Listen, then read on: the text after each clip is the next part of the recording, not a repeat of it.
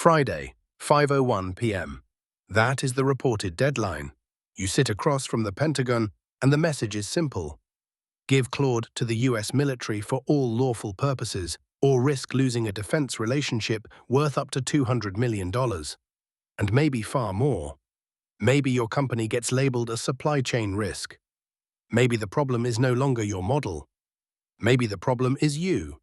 That is the moment you realize the real battle was never getting the government to trust your AI.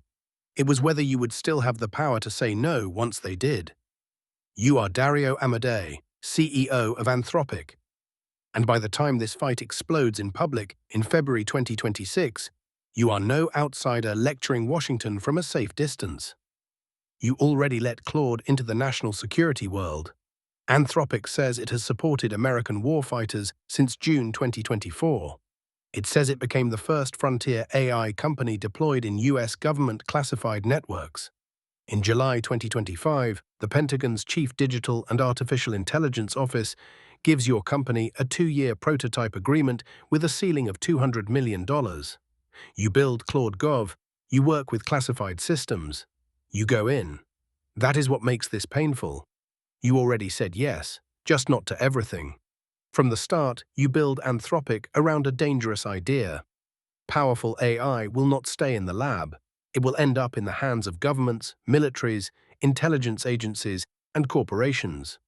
So the question is never whether the technology matters. The question is whether you can control it when the stakes turn lethal, political, and irreversible. And for a while, it seems possible to do both. Help the United States, protect the guardrails. In June 2024, Anthropic expands access to Claude for government use.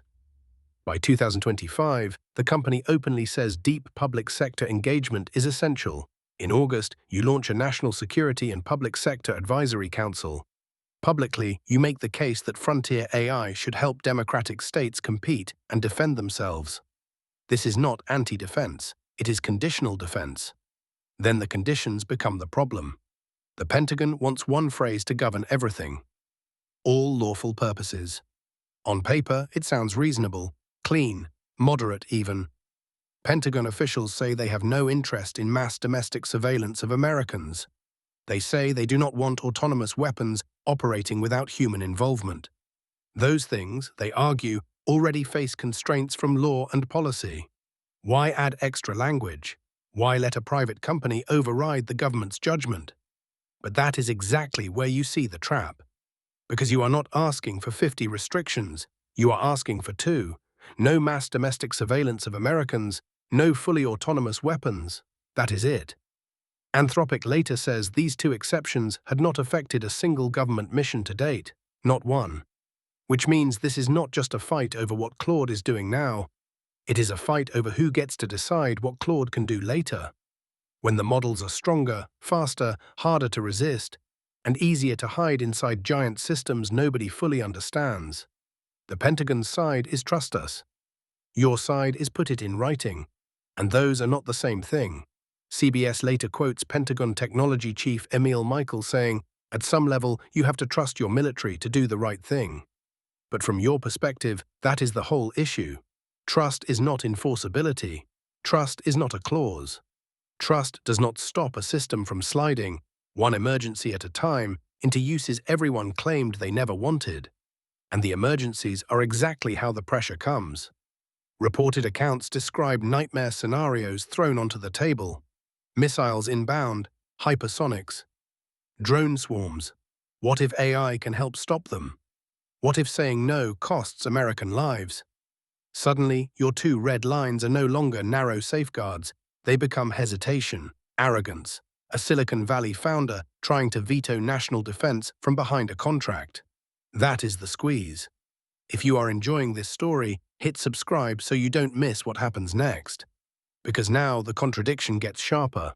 You are not arguing that the military should not use AI. You are arguing that current frontier models are not reliable enough for fully autonomous weapons. Not reliable enough to make life and death decisions without meaningful human control. Not reliable enough to avoid friendly fire, civilian deaths, and catastrophic mistakes. And on domestic surveillance, your argument goes even deeper. Some abuses are wrong, even if someone finds a way to make them technically legal. Later, you put it bluntly, we have these two red lines. We've had them from day one. We are still advocating for those red lines. We're not going to move on those red lines. That line matters because it means you did not invent this at the last minute to wriggle out of a tough negotiation.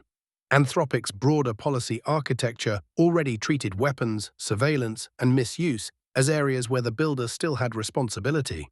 The company always wanted to be both things at once, a national security partner and a safety company. The February 24, 2026 meeting at the Pentagon turns that balancing act into a test. According to reporting from The Washington Post, AP, Axios, and others, you get a deadline. Accept the terms by Friday at 5:01 p.m. or face consequences. The fluorescent calm of a secure building, the polished language of legal drafts, the coldness of phrases like all lawful purposes and supply chain risk. This is how moral decisions look in Washington. Clean fonts, careful wording, and the knowledge that one sentence can redraw the future. Anthropic rejects the final offer. On February 27, 2026, the company says it cannot, in good conscience, accept the Pentagon's demand. It publicly states the two red lines again. No mass domestic surveillance of Americans, no fully autonomous weapons. It says current frontier AI is not reliable enough for autonomous killing, and that surveillance at mass scale violates fundamental rights. Then the punishment begins. Defense Secretary Pete Hegseth moves to designate Anthropic a supply chain risk. Anthropic calls that unprecedented for an American company in this kind of dispute and says it will challenge the move in court. President Trump then directs agencies to stop using Anthropic technology. Government customers begin peeling away. The State Department's internal state chat shifts from Claude to OpenAI's GPT 4.1. Rival firms step into the gap. Axios reports xAI had already accepted the all lawful use standard. OpenAI expands in classified networks after Anthropic holds the line. And that may be the most unsettling part of this whole story. If one company says no, another can say yes. So what exactly does your stand accomplish? Maybe that depends on how you define winning. If winning means keeping every contract, you lose. If winning means proving a frontier AI company can still refuse after entering the classified world, then maybe this is the point. Maybe someone had to show that the last inch matters most, that the final vetoes are the hardest to keep, that once the state decides your model is strategic infrastructure, your disagreement may be treated as a threat in itself. You later say, disagreeing with the government is the most American thing in the world. And we are patriots. That is the part that lingers, not because it resolves the argument, but because it doesn't. Who should set the limits on military AI? Elected governments? The companies building the systems?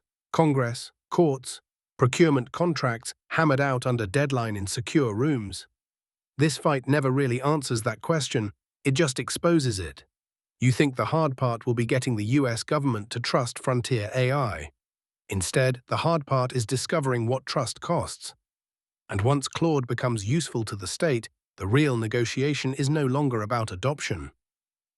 It is about control, about whether all lawful purposes becomes a blank check written in bureaucratic language, about whether two simple no's can survive contact with power. In the end, this is not just a story about Dario Amodei or Anthropic or one Pentagon Showdown in February 2026. It is a warning about the next decade. The closer AI gets to the center of state power, the more every safeguard will be tested. Not in theory, but under pressure, under deadlines, under the accusation that caution itself is dangerous. And when that moment comes, the question will be the same one sitting in that room at 5:01 p.m. Can the people building these systems still say no?